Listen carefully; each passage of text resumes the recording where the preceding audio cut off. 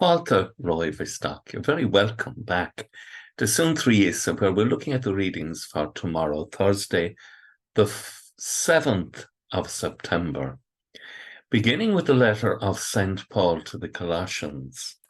And he has this powerful statement to make about what the Father has done through Christ. He has taken us out of the power of darkness. It's not a power of darkness, and we're not talking about the dark of the evening. We're talking about the power of darkness, the evil one, and created for us a place in the kingdom of the Son that he loves.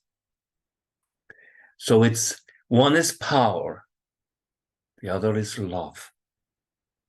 And in him we gain our freedom, the forgiveness of our sins. It is freedom to become, not freedom to do destructive things.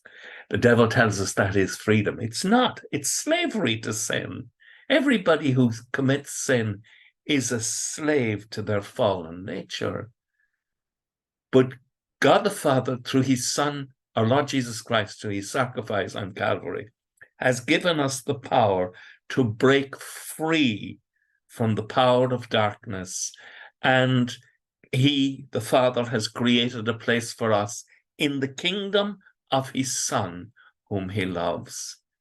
And in Christ Jesus, we gain freedom, the forgiveness of our sins.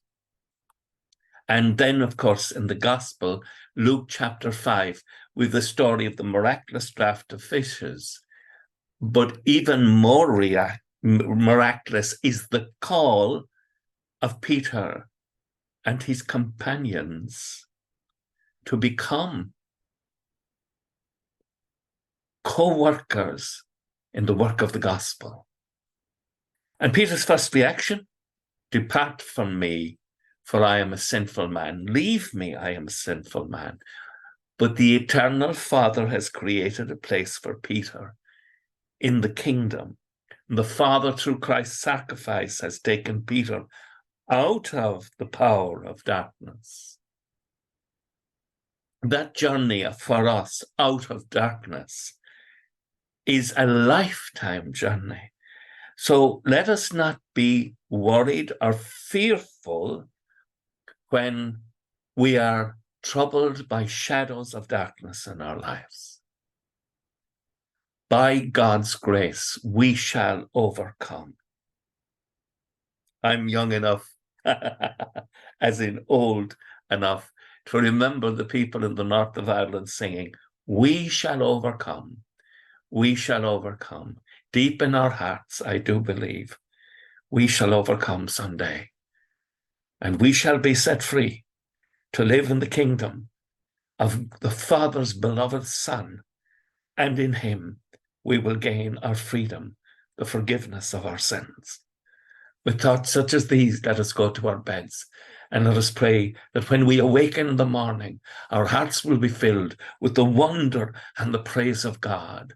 Agus gemana dia ela cótach shiv, ahar mach agus spirit nave. Amen.